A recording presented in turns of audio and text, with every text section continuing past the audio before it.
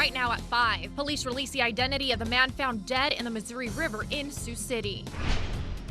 It's a new look for an old tradition. I'm Larry Wentz at the 75th Tulip Festival in Orange City. We'll have that story and more coming up just ahead. They're the world-famous Budweiser Clydesdale horses traveling across the country and here in Siouxland. We'll tell you about these gentle giants and how you can meet them. From the Siouxland News Studios with Diana Castillo and Larry Wentz. Siouxland News at 5 on KMEG 14 starts now. More than 1,000 new jobs are on the way to Sioux City as part of a new multi-million-dollar business project in Sioux City's Bridgefront Industrial Park area. Good evening, I'm Diana Castillo. Larry Wentz will be joining us live in just a bit from the Orange City Tulip Festival. But first, we're going to start things off with city leaders and their announcement about the more than $260 million projects that's been in the works for years. Siouxland News anchor Jacob Heller shows us where the United States' newest full-scale pork plant will be built. We called on Mark, I think I was in office less than a month actually. That was 2011, and in 2017, a new pork processing plant will open up in Sioux City, the first large-scale facility built in the U.S. since 2006, a nearly $300 million project on 250 acres at the Bridgeport West Industrial Park, north of the Sioux Gateway Airport, built by two companies, Triumph Foods and Seaboard Foods. Given the additional capacity in the industry, we will raise hog prices, so that's definitely beneficial to hog producers. That's because 10,000 to 12,000 hogs a day will go through that plant, 3 million a year. Big numbers mean there's a need for a lot of workers, more than 1,100, so where are they going to come from? Probably really our only concern coming into this area was the availability of labor. And so we'll do everything we can from a plant perspective to reduce that need. It'll be a state-of-the-art facility. It'll have the latest technology to keep the hog smell down. And Sioux City's mayor says this is a giant step forward for the city. For me, this is an opportunity to grow our community and do it in a structured way that hopefully they will be successful and we'll be successful.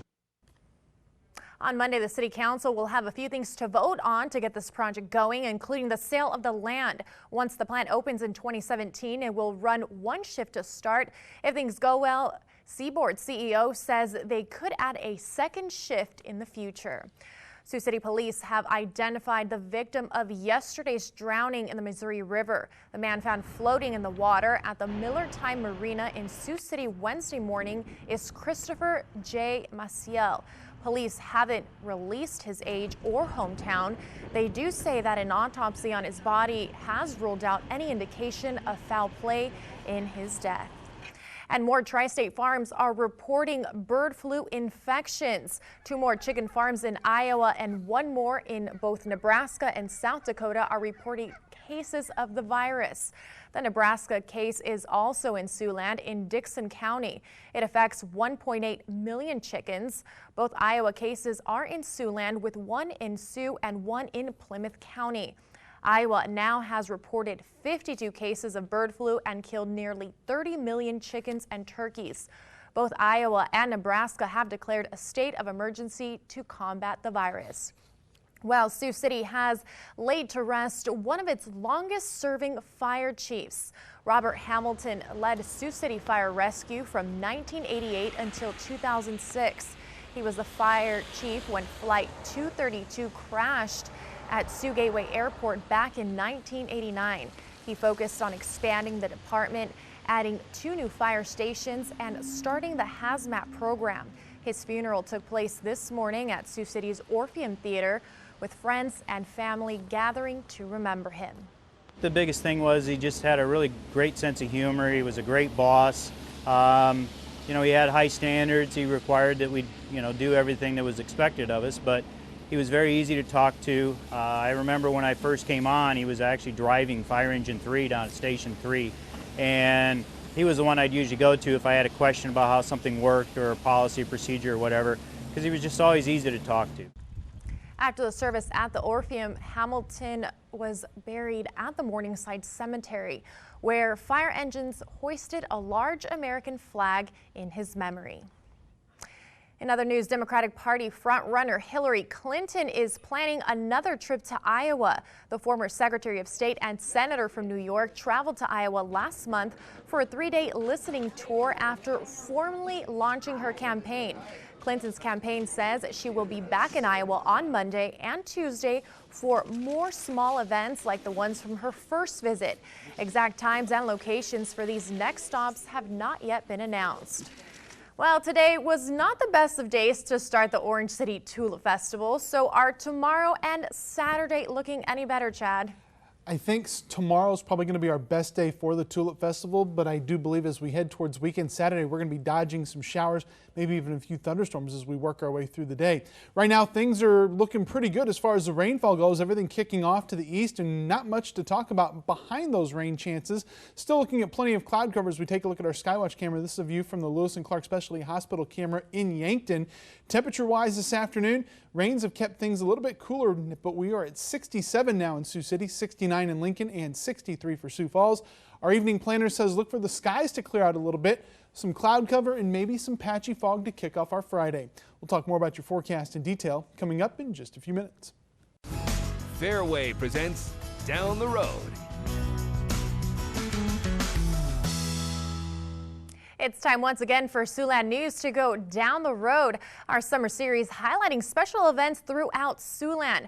We kick off this year's series at the Orange City Tulip Festival. Our Larry Wentz and Yetska Warren are live in Orange City. We'll join Yetska in a moment. But Larry, tell us more about the main attraction of the Tulip Festival. Well, Diane, I'll tell you what, the rain has held off now. They did have a late parade about 2:30 this afternoon, normally scheduled for 1. Another one tonight at 6 o'clock if the rain stays away. But, you know, the real star of the Tulip Festival is the tulips themselves. But like any star, they can be a little temperamental. Getting them somewhere at the right time, well, that can be a real trick. What we do, though, to try to hit the color is to plant different varieties of tulips. So we have the early varieties to the lates, and this year we planted a few more of the mids and earlies than we traditionally do. This is the 8th year Brett Mulder and his wife Nora have carried on the tradition of overseeing the town's tulips. When Northwestern College tore down an old church that served as a playhouse, they bought the lot and created their own little side business, Tulip Town Bulb Company. We plant about 3,500 bulbs ourselves here in Orange City at our display garden. And city workers and others plant about 35,000 to 40,000 new bulbs around the community every year. That's when they're the most spectacular, that first year. That's why we plant new every year. And then the second year you start getting more leaves than buds. In the third year, you know, you want to start doing something because the energy is not going back up into that bulb. In all, visitors to the Tulip Festival will see between 50 to 60,000 first and second year blooming tulips. Planting starts in late October and lasts for weeks.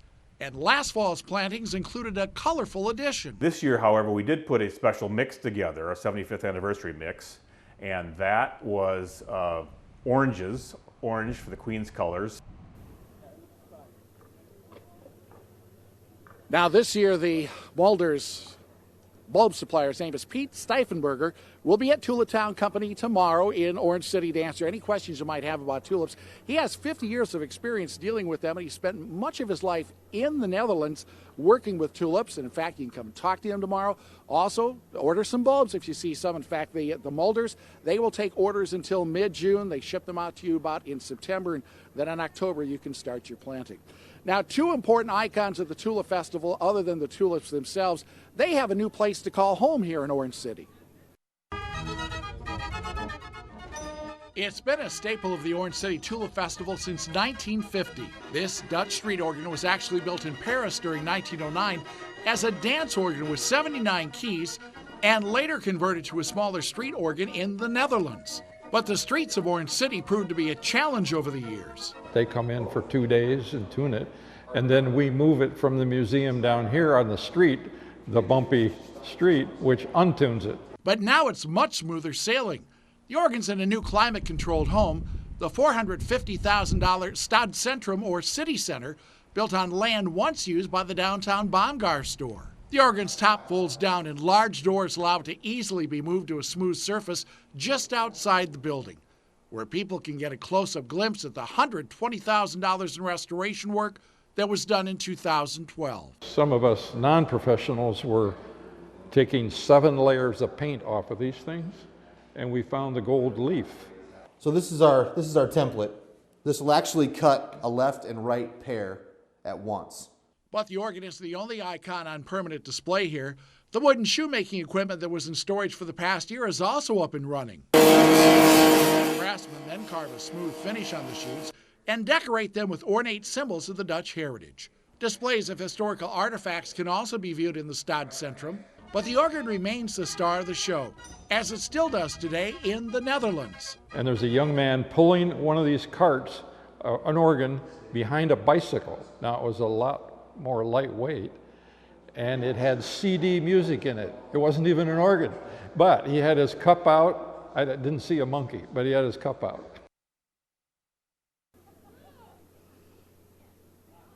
Now, the new Stadcentrum isn't open just during the Tulip Festival. It's going to be open at other times during the year. You can also make appointments to come see it. So just call the Chamber of Commerce office here in Orange City or the Tulip Festival offices, and they'll help get you in. It's really quite the facility.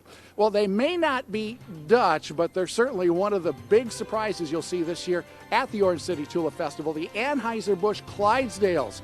They're in town, and our Jessica Warren had a chance to hang out this morning with the Clydesdales. She'll have more on that when we come back. Siouxland News at 5 on KMEG 14 with Diana Castillo and Larry Wentz, Siouxland's chief meteorologist Chad Sandwell, and sports director Chris Ninehouse. Siouxland News at 5 on KMEG 14. You know, life is pretty good in Orange City during the Tulip Festival and really during the rest of the year as well. Unemployment here is a little under 3%. And finding homes for folks that want to work in Orange City can be a little bit tough. That's why the community is taking some steps to fix that problem. This was the scene a year ago on the edge of Orange City near the industrial park. An empty field where the town hoped to plant homes, not corn. Now, a year later, there are homes to buy, homes to rent, and apartments to live in. We found that over half of our workers are driving into the community, and in order to fulfill those jobs, we needed to provide housing for those folks. One area is called Prairie Heights. A Lincoln, Nebraska company has developed 16 single-family homes ranging from 3 to 4 bedrooms. You must meet specific income guidelines in order to qualify, though. And there are multi-family units in the mix, too, with developers getting a 10-year tax break to build them. One fourplex is already full. The city's also developed lots for single-family housing called Puddle Jumper Number 5, with 4 homes ready for sale and more being started. There are smaller homes in the 1,400 square foot range and entry-level homes so young families can get out here and get started. But how did they come up with the name Puddle Jumper 5 for this area? If you look over to the north of us, you'll see our trail system, and it's called the Puddle Jumper Trail. And that used to be a railroad track that ran between Orange City and Alton, and so that was the former Puddle Jumper Railroad. Well, that certainly explains it, no doubt about that. But more housing going up there, and a lot of people looking for a place to live here in Orange City. Now, our Jessica Warren, she is live here in Orange City as well on the other side of town. I'm in the downtown, and she got the really plum assignment this year. She got to visit with the Anheuser-Busch Clydesdales. Jessica, tell us about it.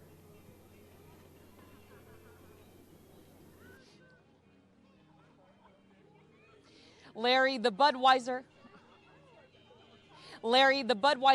Clydesdale are some of the most celebrated horses in the country with their beautiful black mane and soft white socks. And today I got a personal look, an up-close look at these beautiful gentle giants.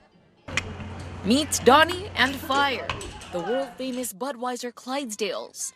Donnie and Fire are just 2 of the 8-horse hitch featured at the 2015 Tulip Festival in Orange City, Iowa. These horses are huge. They're giant. They're just really big. These gentle giants travel year-round across the United States, making hundreds of special appearances at parades and events, including a wonderful appearance at this festival thanks to Fairway store manager Micah Hagan at the Orange City location. So there's 3 teams that travel. We're based out of St. Louis, Missouri. And there's a team in Merrimack, New Hampshire, or one in Fort Collins, Colorado, and we travel about 300 days a year all over the country doing different performances, parades, exhibitions, all sorts of different appearances. And joining me is Donnie. Take a look at his size. He is massive, weighing at about 2,000 pounds and standing at 6 feet high. So how do these horses stay in top shape? Budweiser Clydesdale handler Rudy Helmuth says caring for them means keeping the horse happy and healthy. They are part of the Anheuser-Busch marketing, and they carry a large part of their iconic tradition. And as you can see, the Clydesdales have the look as good as the beer tastes. And when it comes to showtime, each horse is harnessed and hitched to the renowned Red Beer wagon. This is the harness that goes on the horse. It weighs approximately 150 pounds and costs $10,000 each. The wheel team, which is closest to the wagon, pulls the most of the weight. I've never seen this big of horses, and they're pretty. I would not like to get crushed by them, but I would like to ride them. I've never seen them here at Orange City. And you can catch the Budweiser Clydesdale horses. They are at the Clay County Fairgrounds right now in Spencer, Iowa, and they'll return here to the Tulip Festival Saturday from 1 to 3 p.m. Larry, we're live in Orange City. Back to you. And again, the horses will appear in Spencer tomorrow at 5 and back here in Orange City, 1 o'clock in the parade on Saturday. Let's take a look at some of the events taking place tonight in Orange City. Another Volks Parade takes place at 6 o'clock. At 7:30, Orange City Zone's Usual Suspects, that band, they'll perform on the on-stage concert series taking place at the Windmill Park Band Show. Band plays a variety of musical styles, and if it rains, they'll be doing that at City Hall. And at 8 tonight is the live performance of Mary Poppins. That's taking place at the Knight Center at Unity Christian High School. Just the start of a great weekend of activity in Orange City. Chad, keep the rain away. Well, Larry, we're going to do what we can. I think everything looks okay tonight. We're going to be looking at mostly cloudy skies. That's what we've got right now as we take a look at our Skywatch camera from Norfolk. It's brought to you by Square Tire. Question is, will we see rain the rest of the weekend? Details on your forecast are coming up next. Siouxland weather with Chief Meteorologist Chad Sandwell. Well, Chad, Yetzka and Larry got really lucky that the rain stopped this afternoon. Just in time. We kind of timed it just right, so they paid the right people up there in Orange City to get rid of the rainfall. And as we head throughout the rest of the night, we're going to be dealing with just a little bit of cloud cover. And as we actually head towards morning, might even see a little bit of patchy fog. This is a current view out at Ponca State Park. View brought to you by the Hard Rock Hotel and Casino, where we are seeing a little bit of a break in that cloud cover. Rainfall is out way to the east and will continue to do so as we work our way through the evening tonight. Radar showing everything pretty much out of the area now with just that cloud cover lingering back behind. So we work our way through the evening. First area of low pressure sitting on top of us. That scoots off to the east as we head towards early Friday morning. Certainly some cloud cover. Might be looking at a little bit of patchy fog when we wake up tomorrow morning, so just be careful of that. As we work our way through the afternoon, we're going to see a little bit of a boundary kind of back up as a warm front. And as that warm front gets a little bit closer, maybe some scattered showers and storms late afternoon, early evening, and then maybe even late Friday night. But our better chances of showers and storms look like they may come up on Saturday. We've got an area of low pressure and a cold front kind of dragging through the area. Almost a pretty similar setup to what we saw this past weekend, but it's going to happen a day earlier over the weekend. The cold front kind of pushes through late Saturday afternoon, I should say, and right along that boundary is where we do expect to see those showers and thunderstorms developing, so be aware of that. Tomorrow, the best chance for severe weather is going to be out over the western half of Nebraska. Still just a very marginal threat for severe weather here in the Sioux City area. Then as we head towards Saturday, that threat shifts eastward and we're back into an enhanced area. The areas in basically beige or brown from Sioux Falls to Sioux City down to Omaha. Definitely need to keep your eyes to the sky and be weather ready as we head towards weekend. Some of those strong storms that we do see could be severe. In the meantime, rain chances over the next couple of days. This goes all the way through Sunday afternoon. Looks like we could see maybe another half to possibly 3/4 of an inch. Some places seeing even a bit more. Right now in Sioux City, we're at 67 degrees. Our skies are starting to clear out a little bit. Southwest winds currently at 8 miles an hour. Your forecast for tonight calling for decreasing clouds. The fog will develop overnight. 54 the overnight low. Then for tomorrow, how about mostly cloudy skies? A few thunderstorms possible late in the afternoon or early evening. High temperatures will be warming up all the way into the upper 70s. There's a look at your extended forecast. Another chance of showers and storms on Saturday that will linger into Sunday. does get a little bit cooler for the start of next week with highs in the 60s. Okay, thanks, Chad. Well, as the Explorers prepare to face Lincoln this weekend, there's more on the line than just a win or a loss. Many players will be playing for the right to keep their jobs. Chris Ninehouse asked the manager who might be sent packing. He's next in sports. And now, Siouxland Sports on KMEG 14. After starting the preseason 2-0 and watching his team score 29 runs, you might think Explorers manager Steve Montgomery is feeling great about his job. Well, I'm sure he is. He's also got some tough decisions looming. It's not the fun part of his job because as the X's wrap up this week's practices, he's got to decide who he's going to cut from the roster before next Thursday's opening day. We're still looking, we're still competing, and we're evaluating it every day. So, there's some guys that that aren't going to make this ball club that are very good players. So, it's just a matter of us, picking out what we want as a staff, and moving forward with the people in an Explorers uniform. The Explorers play Saturday in Kingsley. First pitch is at 7:05. Twins in Detroit, where the Tigers were making some pretty impressive plays to stifle the Minnesota offense. And then this didn't help. In the top of the sixth, with the Tigers already up 5-1, Miguel Cabrera goes yard. It's 7-1 now. Cabrera would add another homer 2 innings later. The Twins take this one on the chin, 13-1 the final. Indians starter Trevor Bauer picking up where Corey Kluber left off yesterday. Kluber, remember, had 18 strikeouts against the Cardinals. It was a tough day for Cardinals' Matt Carpenter, especially. Fared about as well against Bauer as I have against these Siouxland allergies. Bauer strikes him out in the first, the third, and the sixth consecutively. He goes down looking, swinging, and looking. Bauer had 10 Ks in just over 7 innings, but now it's 1-0 Indians in the 8th, and the Indians pulled Bauer just before Carpenter got up, and he makes him pay with a 2-run shot off the reliever that sneaks over the fence. I must say, I'm inspired. I will defeat these allergies. Cardinals win 2-1.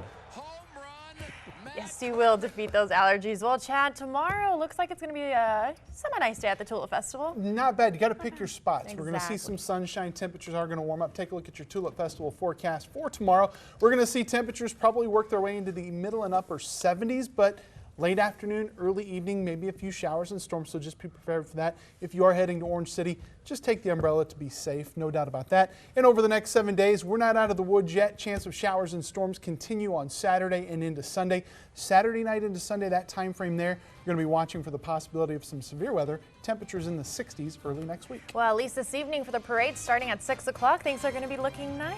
Not bad. Rain's moving out. That's going to do it for us. We'll see you right back here at 10 o'clock.